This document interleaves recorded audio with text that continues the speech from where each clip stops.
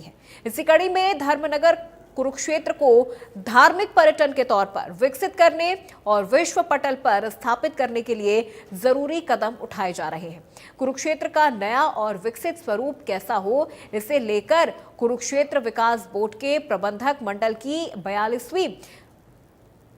82वीं बैठक हुई है। इस बैठक में कुरुक्षेत्र के विकास के लिए कई अहम फैसले भी लिए गए हैं। ये सभी फैसले कुरुक्षेत्र को वैश्विक स्तर पर नई पहचान दिलाने के लिए कितने कारगर साबित होंगे, आइए इस रिपोर्ट के जरिए आपको दिखाते हैं।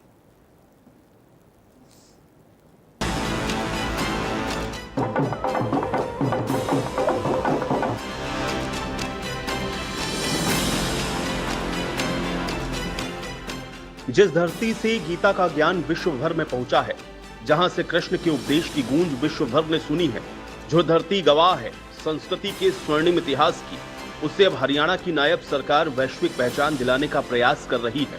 हरियाणा की धर्म नगरी कुरुक्षेत्र का वैश्विक स्तर पर विस्तार करने को लेकर सरकार गंभीर है और जमीनी स्तर पर काम में तेजी लाने के लिए बैठक की गई है। राजभवन में कुरुक्षेत्र विकास बोर्ड की 82वीं बैठक का आयोजन किया गया। इसकी अध्यक्षता राज्यपाल एवं बोर्ड अध्यक्ष बंडारू दत्तात्रेय ने की। इस बैठक में हरियाणा के मुख्यमंत्री नायब सिंह सैनी बतौर उपाध्यक्ष शामिल हुए। बैठक में सीएम सैनी ने कहा, सरकार का उद्देश्य धर्म क्षेत्र कुरुक्षेत्र की सांस्कृतिक और आध्यात्मिक धरोहर को वैश्विक स्तर पर पहचान दिलाना है। उन्होंने अधिकारियों से ऐसी व्यवस्था करने के निर्देश दिए हैं जिसमें अगर कोई कुरुक्षेत्र यहां आए तो उसे यह एहसास हो कि वो इस पवित्र धरा पर आया है जो महाभारत के इतिहास से जुड़ी है।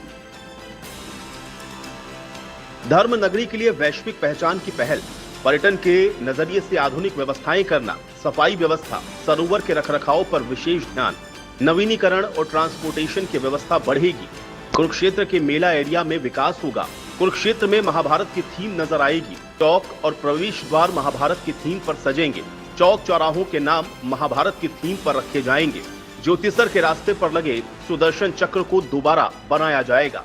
लाइटिंग के साथ भगवान श्री कृष्ण की प्रतिमा भी स्थापित होगी। पूरे शहर में धार्मिक पेंटिंग किए जाने पर विचार। रेलवे ब्रिज के नजदीक श्लोक लिखने पर भी विचार। कुरुक्षेत्र में इलेक्ट्रिक बसें चलाई जाएंगी। बसों को 48 कोस तीर्थों से जोड़ा जाएगा। डेली वेज पास की व्यवस्था भी रहेगी। बस पास से पर्यटन स्थलों पर एंट्री भी मिलेगी। पर्यटन के लिए 4 इंफॉर्मेशन सेंटर बनाए जाएंगे। बैठक में 48 कोस के बारे में बताया गया। बोर्ड के अधिकारियों की कमेटी ने 48 कोस कुरुक्षेत्र भूमि में पहले चिन्हित 164 तीर्थ स्थलों के अलावा अब 18 नए तीर्थों के सर्वेक्षण का काम पूरा कर लिया है। इन स्थलों पर होने वाले निर्माण के डिजाइन भी तैयार कर दिए गए हैं।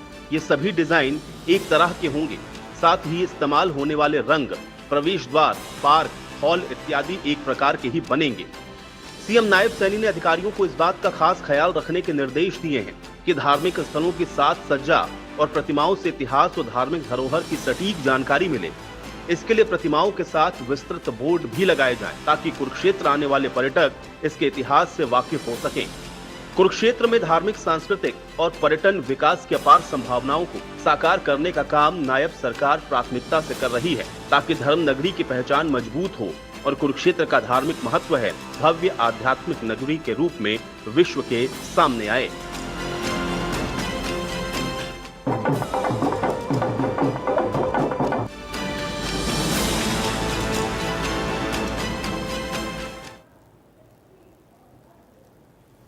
धर्मनगरी कुरुक्षेत्र को पर्यटन के तौर पर और विकसित करने के लिए नायब सरकार लगातार काम कर रही है और इसके लिए तैयारियां भी शुरू कर दी गई हैं। महाभारत के थीम पर इसका विकास किया जाएगा। गेट और तमाम चीजें बिल्कुल महाभारत के थीम पर यहां पर बनने वाली हैं। तो एक बार ये जो तस्वीरें नजर